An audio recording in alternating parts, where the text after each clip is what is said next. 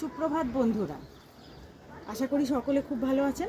আমিও কিন্তু বেশ ভালো আছি। আর আজকে হলো শুভ নীল পুজো, মানে সম্পূর্ণ মায়েদের দিন। আজকের দিনটা তো মায়েরা সন্তানের মঙ্গল কামনায় করে এই পুজোটা।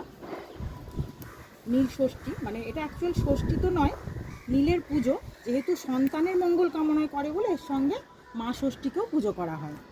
তো সেই জন্য সকল মাদেরকে জানাই আজকে শুভ নীল পুজোর অনেক শুভেচ্ছা, ভালোবাসা। সকলে আজকের দিনটা খুব ভালো করে পালন করুন।